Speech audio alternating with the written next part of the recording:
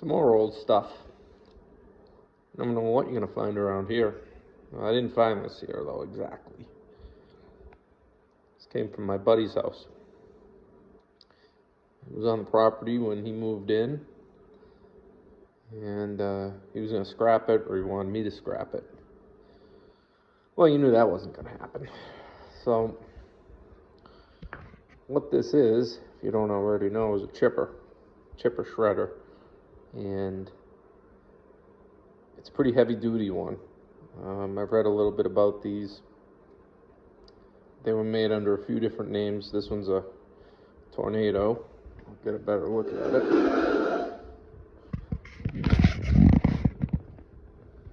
612.5. And believe it or not, this has been sitting outside for a while. It's in pretty good shape, all things considered. It was partially covered with a tarp. Mice got to it. But the motor is free.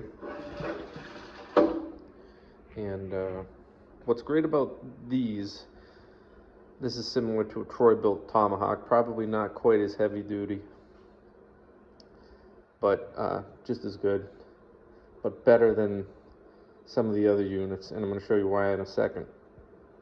What sets these apart and makes it similar to a more commercial unit is it's got a clutch right there.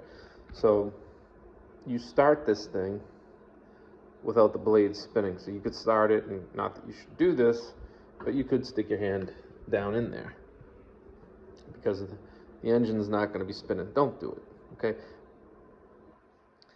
With the homeowner, with the other ones, the newer ones they sell now, it's you go to start it and you're fighting against that fan and the chipper blade. And if you do have an incident where you suck up something maybe you didn't intend on, a piece of metal or rock, there's a good chance you can do internal damage or crack or break the crankshaft on your engine. With one of these, less likely. So how it works, right now it's disengaged, so it's pushed in. So there's a little notch right here. Now it's engaged. That's the clutch. That spring's pretty strong. So it's in great shape. There's just some surface rust and it's missing a couple of screws here and there. Gotta put a piece of baling wire on there. So we can clean that all up. I was torn with regard to this engine. As you can see, fuel tank and the carburetor are missing. I don't have them here, I have them at work. So this was partially exposed.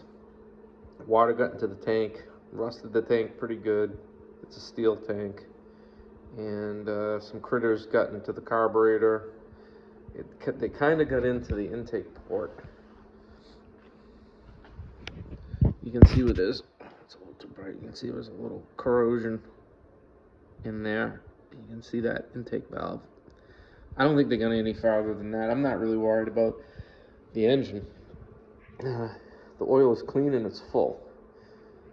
But, you know, by the time I get a tank and a carburetor, it was actually cheaper just to find this. So there's a guy in town who's had 2 engines for sale, this one and a Briggs, and he said this one didn't run. If you don't know anything about Wisconsin Robin engines, these are fantastic. They are tough as nails, they're smooth, they run really good. It's actually pretty similar to the Mitsubishi that I put on this Ariens here. You can even tell they look similar. So he said it didn't run, and it was pretty easy to get this running. Of course, hopefully it wasn't run too long like that, but it was missing an air cleaner, so I cut one, put it in. But it's got a Mikuni carburetor, typical great Japanese carb that Honda's used and Kawasaki's definitely used. And what had happened was the main jet inside there was clogged.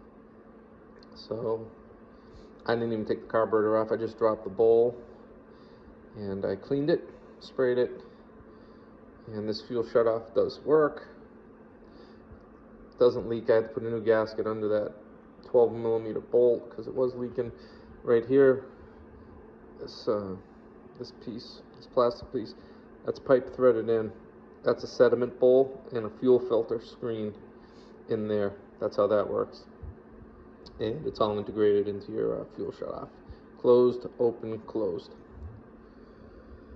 I think it ran a log splitter. It had some funky parts on it. I don't know if I have them here. Doesn't really matter. I think the governor was actually hydraulically limited. There was a bracket here with a hydraulic line going to it that was cut.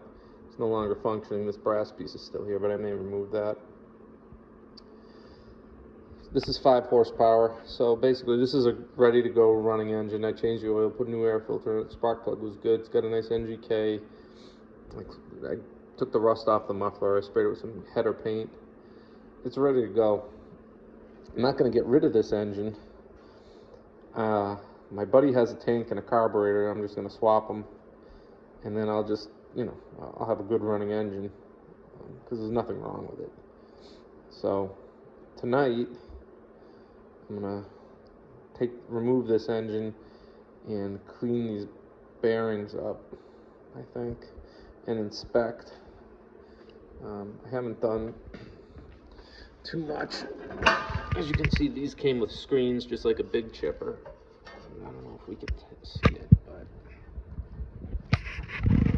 you can see one of the chipper knives right there.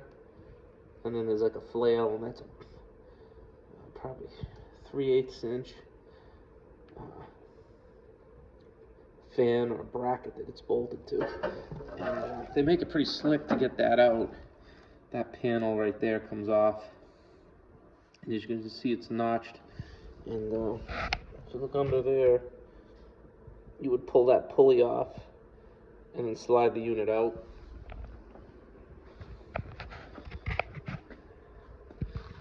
And slide it out right there. I forget what that bracket holds. Oh, that holds your screen. So you remove that and then your screen can come out. And this is for your big stuff right here. Let's see if we can get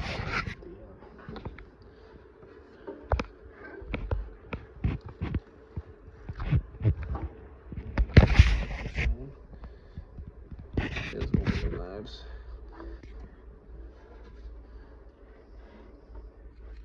That's one of the knives right there. Just feed that in. So I do have a use for this. I'm not going to sell it. I got lots of brush piles in the backwoods.